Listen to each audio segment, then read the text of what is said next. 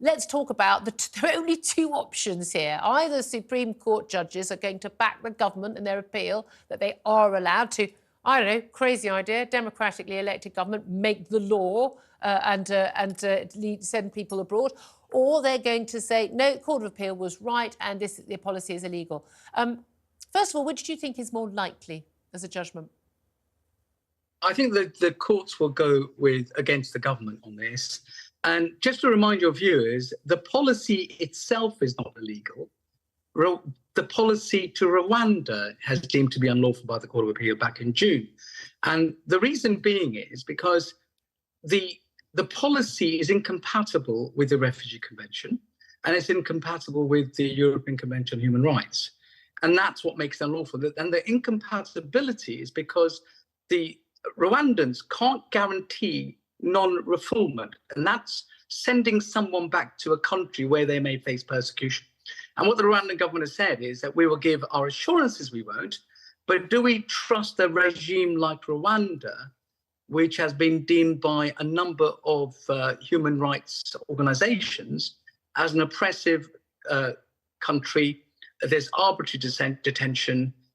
There's no, you can't challenge the government on any front in politics without getting banged up.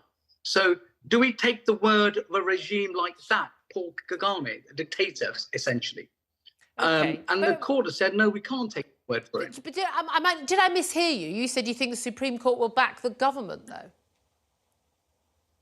No. I said what the Supreme Court will make, I think they'll rule is, it's going to be unlawful. It's going to be unlawful. You think they're going to get sort of, okay. And they'll lose the appeal. The government, I think they'll lose the appeal. That's what I think will happen. Okay. But I think the government wants to lose. I don't think they want to win anyway. Why? Well, because look, they're going to be going, we told you so, and they said, well, we couldn't prove it because the courts and lefty lawyers, and I'm a conservative, by the way, lefty lawyers like Ivon stopped us from doing it. That's what they're hoping for. It's a win-win.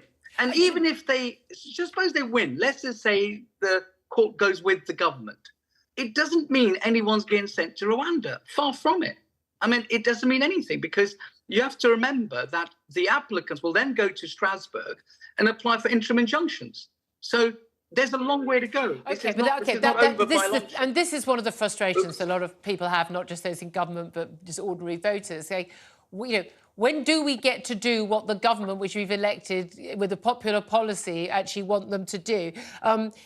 Look, I can understand the concerns about Rwanda. We've got to do lawful things, Julia. We've got to do lawful things. No, I think the good example of the Home State... But the government, a democratic elected government has brought...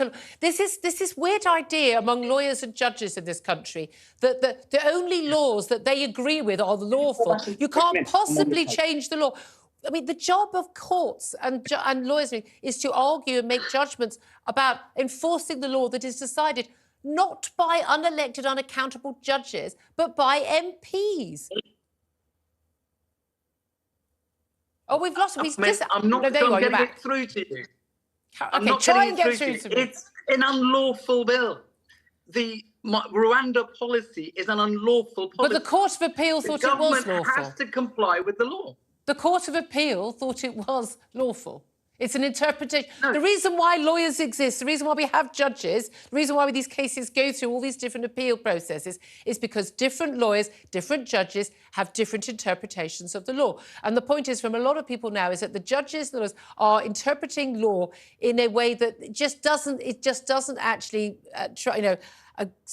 ascribe to what most people think the law actually means in terms of things like people's right to, your right to basically stay here, your right to privacy, your right to private life, to family life here. The human rights law has been interpreted in such a wide way now. It's virtually meaningless. Anyone can come here and anyone can stay, no matter what crimes they commit or anything they do, because their human rights mean they have a right to stay here. That's just not going to fly with the British public anymore. I think that's just bluster. There's no substance to any of what you said. Look, there isn't. This is simply, you either have laws we comply with or we just flout laws and let's just do anything we want. If you don't like it, change the government and change the laws. That's the democratic process. No, they've literally changed the law. They brought in a law to allow this to happen, and then people have said, no, but there's a previous law that stops you from doing that. But we're members of that law. We've signed up to it. We're members of an international treaty. Do we just break international treaty?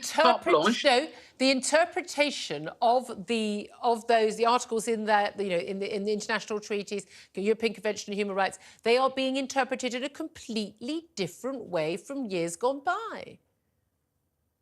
No, look, I think we're missing the point on this particular case, and that is you can't send people back to where they're going to be persecuted. And do we trust the Rwandan government? Wait a minute, the Court of Appeal says no. The European Union has sent people to Rwanda. It was judged to be safe. I believe the United Nations has judged in past times, in recent years, Rwanda to be safe. But suddenly it's not safe because a Tory government in the UK wants to do it.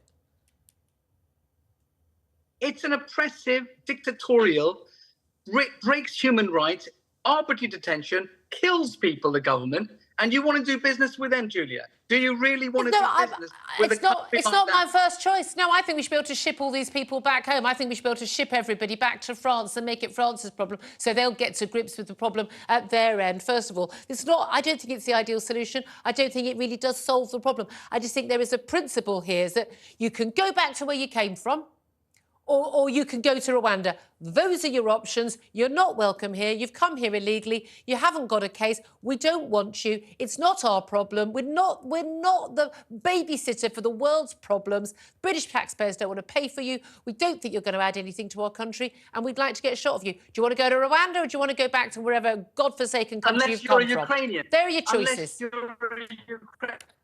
Unless you're Ukrainian. Or from Hong Kong, or from many other countries where we allow people to come. If you're Afghan, we don't want you. If you're Syrian, we don't want you. No, but if you arrive please come on illegally, in and live with us as well. If you pay a people trafficker, you arrive illegally, no, we don't want you. That's a completely different thing from women and children fleeing a war through a legal route. It's not unlawful to cross the channel, Julia. It is the law. When will you understand that? There's no such thing as an illegal application. When I think the amount of times that I've gone on holiday to France and I've arrived on the other side in the French border without a passport and they said, oh, no problem, come on in, that's fine. Happens all the time, mate. People turning up without a right to be in our country, arriving illegally. The Refugee Convention, you should read it. People have a right to claim asylum anywhere they choose. They don't have to claim asylum in the first safe country they come to. I completely understand that. However, we don't have a duty of care to every single person in the world who can pay a people trafficker enough money to get to our country.